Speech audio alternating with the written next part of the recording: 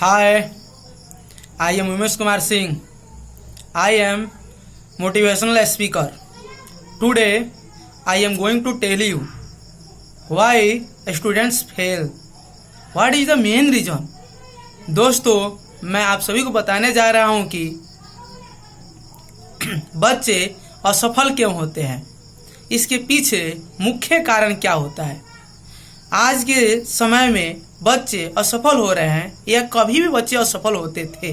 आखिर इसका मुख्य कारण होता क्या है, बच्चे कहाँ गलती करते हैं अपने जीवन में, ये पता नहीं चलता है। आखिर वही स्टूडेंट, कुछ बच्चे ऐसे होते हैं जो सक्सेस करते हैं, वो सक्सेसफुल बनते हैं, टॉप 10 में आते हैं, नंबर 1 मार्क्स लाते हैं। कुछ बच्चे ऐसे भी होते हैं जो 100 में 100 मार्क्स लाते हैं, कुछ बच्चे 98 तक लाते हैं, और कुछ बच्चे ऐसे भी होते हैं जो 30 तक पहुंचने में भी असंभव हो जाता है। आखिर ऐसे क्या होता है कि जो सक्सेसफुल विद्यार्थी रहता है वह क्या ऐसा काम करता है, उसके अंदर क्या ऐसे मेमोरी का यूज करता है, ऐसे कैसे किस समय को यूज करता है, जो एजुकेशन तैयारी करता है, पढ़ाई करता है, जो कि वह क्या करता है, एग्जाम देने के बाद वह सक्सेस कर जाता है। और वहीं हमारे और आपके जो भाई हैं, छोटे भाई है, बड़े भाई है, जो एग्जाम देते हैं वह फेल कर जाते हैं। इसके कारण होता क्या है, आखिर सक्सेसफुल बच्चा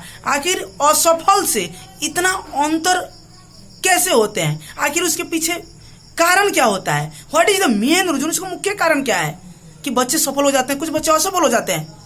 तो मैं आप सभी को बताने जा रहा हूं कि बच्चे असफल क्यों होते हैं, इसके पीछे कारण क्या है।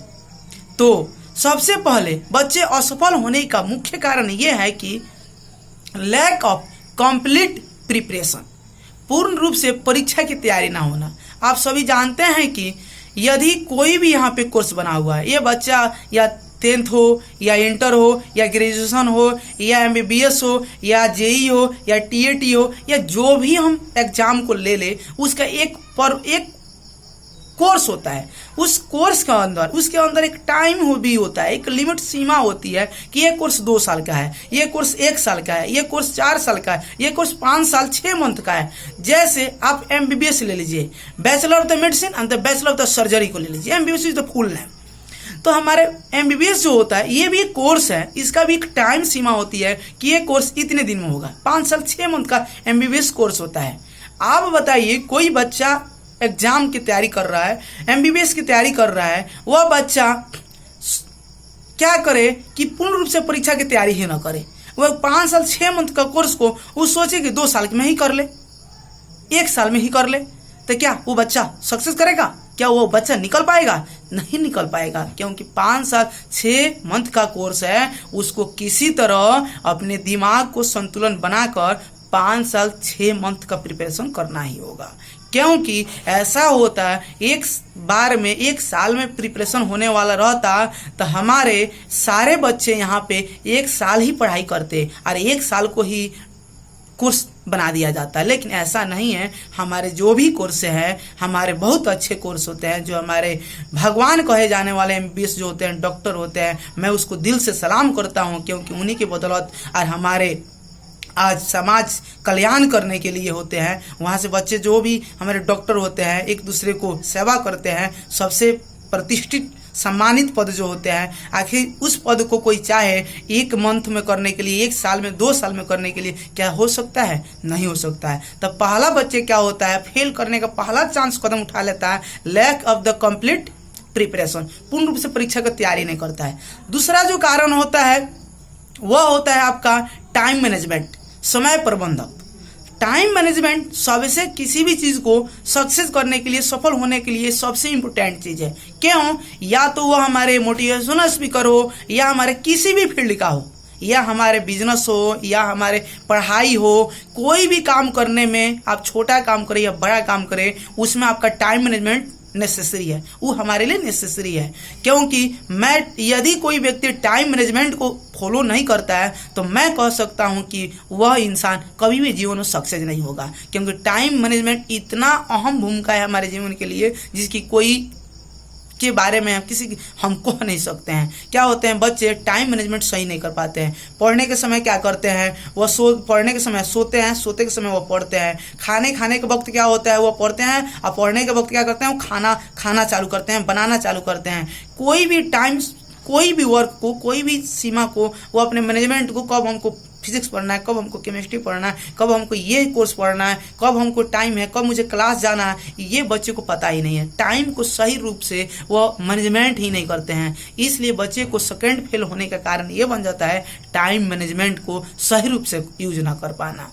तीसरा का जो होता है मेंटल स्ट्रेस। बच्चे क्या होते हैं, टाइम मैनेजमेंट नहीं कर पाते हैं, बच्चे पूर्ण रूप से तैयारी नहीं कर पाते हैं, तो ये क्या होता है, मेंटल स्ट्रेस में जाने लगता है, मानसिक तनाव हो जाता है। कोर्स की जैसे जैसे समय बीतता है, एग्जाम नजदीक आता है, बच्चे ये सोचता है कि आज तक मैंने जिस भी चीज़ का तैयारी किया हूँ, आज तक मैं इस चैप्टर का पढ़ा ही नहीं हूँ, मुझे फिजिक्स कंप्लीट हुआ ही नहीं है, मेरा यह कोर्स कंप्लीट हुआ ही नहीं, मुझे केमिस्ट्री बायो कंप्लीट हुआ ही नहीं। वो बच्चा क्या होता है, धीरे धीरे तनाव में जाना चालू कर देता है। बच्चे क्या होता है, बहुत सारे मेंटल स्ट्रेस हो जाता है, जिसके कारण वो सोचने लगता है। आज जानते हैं कि जब हम किसी चीज के बारे में ज्यादा सोचना चालू करते हैं, छोटी सी बात को तो बड़ी बात बनती जाती है। इसलिए बच्चे को क्या होता है, मानसिक तनाव होता है, क्योंकि बच्चे सोचते हैं कि मैं अब पास नहीं करूंगा, मुझे ये क्वेश्चन नहीं आता है, मुझे ये नहीं आता है, 1 माह का समय बचा है, इसमें क्या क्या हम तैयारी करेंगे। बच्चे वहां से सोचना ये चालू कर देते हैं, जिससे बच्चे को दिक्कत होता है। तो सेकेंड थर्ड रूल में क्या होता है, बच्चे को सफल होने क्या होता है, जो कि मेंटल स्ट्रेस होता है। फोर्थ का नियम यह है, lack of the technical to solve question paper.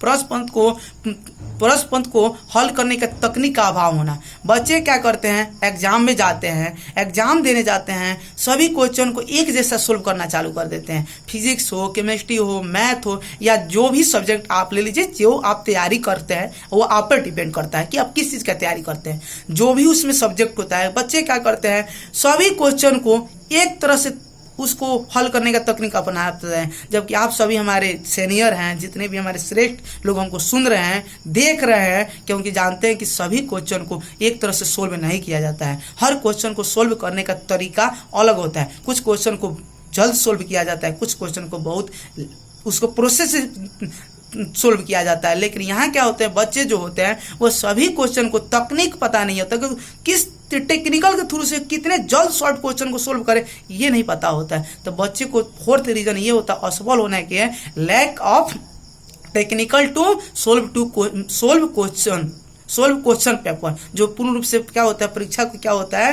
Question को सोल्व नहीं कर पाते हैं। फिफ्थ क्या होता है, प्रश्न पत्र को से संबंधित पूर्ण रूप से तैयारी ना होना। बच्चे क्या करते हैं, 5वें कंडीशन में जब एग्जाम देने जाते हैं तो क्या होते हैं, वो सोचते हैं, क्वेश्चन पेपर देखते हैं, अब पहले सोच लेते हैं मैंने ये पढ़ा ही नहीं है, अब मैंने पढ़ा ही नहीं है, मुझे ये आएगा ही नहीं है। पहले से आप देख रहे हैं कि बच्चे मानसिक तनाव है, तैयारी नहीं किए हैं, मेंटल स्ट्रेस है, तो ये बच्चा क्या करते हैं कि वहां से ये सोचना चालू कर देते हैं एग्जाम हॉल में कि मुझे ये पता ही नहीं है, मैं क्या करूं।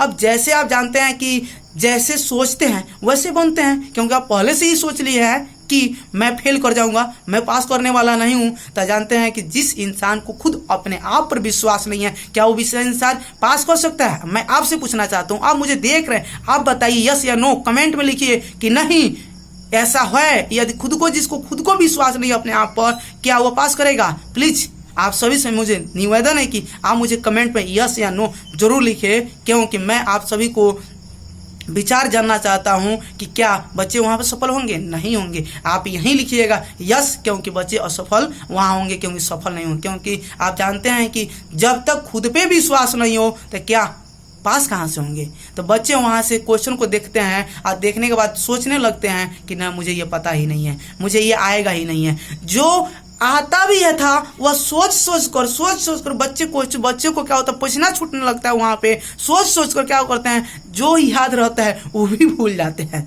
वह भी क्वेश्चन को भूल जाते हैं। अब पता ये होता है कि वो घर आते हैं, रिजल्ट आने के बाद वही होता है जो बच्चे पहले से सोचे होते हैं। यही होते हैं कि हम फेल कर गए, क्योंकि पहले तो हम बोले थे नो, बच्चे जो सोच लेते हैं वही होता है। बच्चे आप सोचते हैं मैं कर सकता हूँ, तो मैं कहता हूँ कि यदि आप विश्वास रखे हैं कि आप सक्सेस होंगे, आप नंबर 1 आएंगे, तो जरूर आप नंबर 1 आएगा। मुझे उम्मीद है, क्योंकि विश्वास ही सबसे बड़ी वो शक्ति है कि इंसान जैसे सोचता है वैसे बनना चालू कर देता है। तो कभी भी बच्चे को, कभी आए या ना आए, लेकिन वहाँ पे जब एग्जाम हॉल में जाए तो ये सोचे कि आई कैन डू दिस, मैं इसे कर सकता हूँ, मुझे करने में कोई दिक्कत नहीं है, मैं पास होऊंगा तो पास होऊंगा, क्योंकि विश्वास बहुत बड़ी शक्ति होती है।